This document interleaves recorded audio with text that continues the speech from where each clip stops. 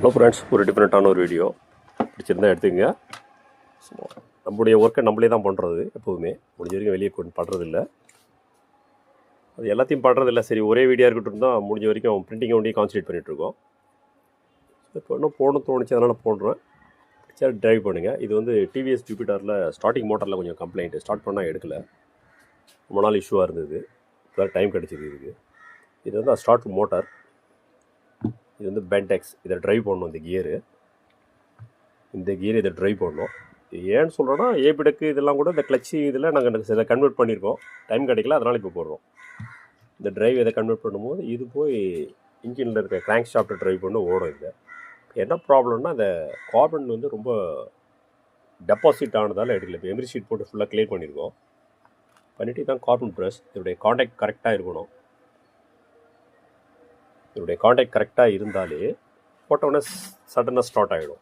நிறைய வண்டிகளை பார்க்கலாம், ரொம்ப ஹம்மிங் நாய்ஸ் வரும், டிஃப்ரெண்ட்டாக வரும். செகண்ட் சம்திங் சின்ன லூப்ளிகேஷன் இருக்குது. உள்ள நீடில் பேரிங் ஒன்று இருக்குது.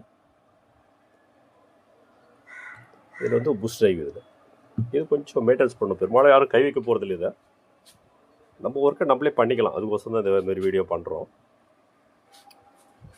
இப்போ இன்னொரு ஸ்டடி ஆகலை, ரன் பண்ணுறோம். உங்களுக்கு கால் பண்ணுறோம். பெஸ்ட்டாக தான் எடுத்துக்கோங்க. ஓகேவா? ஹலோ ஃப்ரெண்ட்ஸ், மிஷின் ரெடி பண்ணிட்டோம். That means scooty Pep starter fault, 12 volt motor, corporation complaint தான் முதல்ல ஓடாமல் இருக்குது. டைம் கிடைக்கும் போது மறுபடியும் நம்மளே பண்ணிக்கணும்.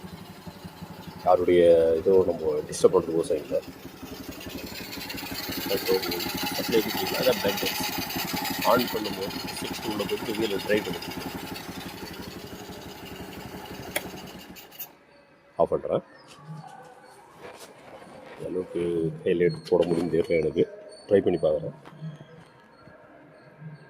கிளச் ஆன் பண்ணி பிடிச்சிட்டு சுவிட்சு